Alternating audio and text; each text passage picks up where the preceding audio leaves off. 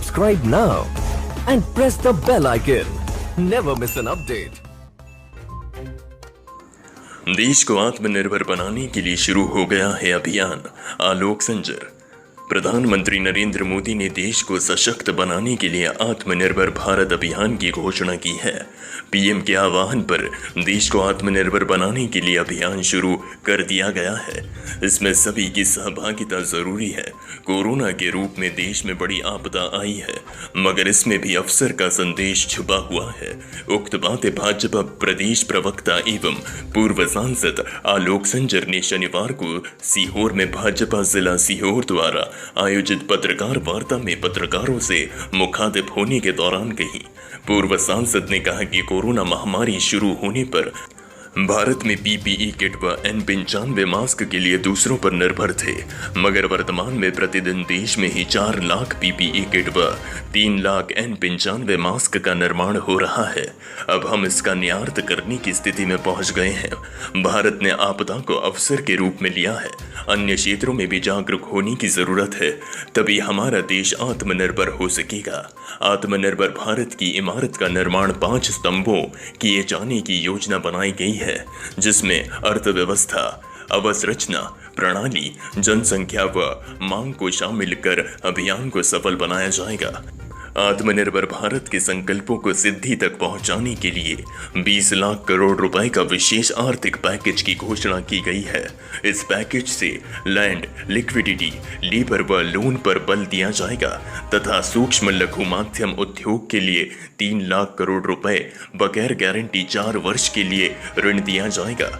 इसके अलावा सरकार ने एक राष्ट्र एक राशन कार्ड, किफायती किराया, आवास योजना, रेहड़ी पटरी वेंडर के लिए रोजगार सृजन की व्यवस्था, किसान, मजदूर, व्यवसायियों आदि के लिए की गई योजनाएं बनाई गई हैं। पत्रकार वार्ता में सीहोर विधायक सुदेश राय, भाजपा सीहोर भाजपा जिला अध्यक्ष रवि मालविया, पूर्व जिला अध्यक्ष सीताराम यादव, जिला प्रवक्ता राजकुमार गुप्ता, जिला उपाध्यक्ष राजेश राठौर, सीहोर मंडल अध्यक्ष प्रिंस राठौर, IT सेल जिला संयोजक हृदेश राठौर उपस्थित थे। विनय उजाला न्यूज के लिए सीहोर से शरद शर्मा की रिपोर्ट। फार्मिंग की व्यवस्था को आगे बढ़ाती है, किसानों को सीधे अपनी उपज की मार्केटिंग में उतारने की इजाजत देना शामिल है।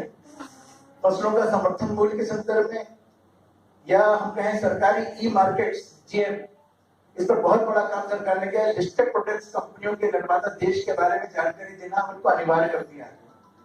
फास्ट ट्रैक इन्वेस्टमेंट माननीय प्रधानमंत्री नरेंद्र मोदी जी ने नेतृत्व में मंत्रिमंडल ने भारत सरकार के मंत्रालय विभागों में सचिवों के समूह और परियोजना के विकास प्रकोष्ठों की स्थापना के लिए अपनी मंजूरी दे दी है। ये नया तंत्र 2024-25 तक US $5 ट्रिलियन डॉलर अर्थव्यवस्था को बनाने के दृष्टिकोण से सुदृढ़ करेगा। रक्षा के क्षेत्र में मेक इन इंडिया की बात माननीय प्रधानमंत्री जी ने कही है। डिफेंस एक्विजिशन के काउंसिल ने 38,900 रुपए प्रस्तावों को मंजूर दे दी। इसमें 31,130 करोड़ रुपए का अधिग्रहण भारतीय इंडस्ट्री से होगा। साथ ही पीपी मॉडल के तहत हवाई अड्डों का निर्माण काम शुरू किया है। विश्व स्तरीय हवाई अड्डे के निर्माण के लिए पीपी मॉडल के तहत हम सबको पता है अंतरिक्ष गतिविधियों में निजी निवेश को बढ़ावा देने और निजी क्षेत्र के लिए भविष्य का मार्ग खोलने के लिए केंद्रीय मंत्रिमंडल ने 24 जून 2020 को अंतरिक्ष क्षेत्र सुधारों की मंजूरी दी है। निर्णय भारत को बदलने और प्रधानमंत्री के देश को आत्मनिर्भर बनाने की तकनीकी रूप से समृद्ध करने के दीर्घकालिक दृष्टिकोण से ये कदम भी उठाया गया है। वोकल फॉर राशि देने का ऐलान भारत सरकार ने किया है।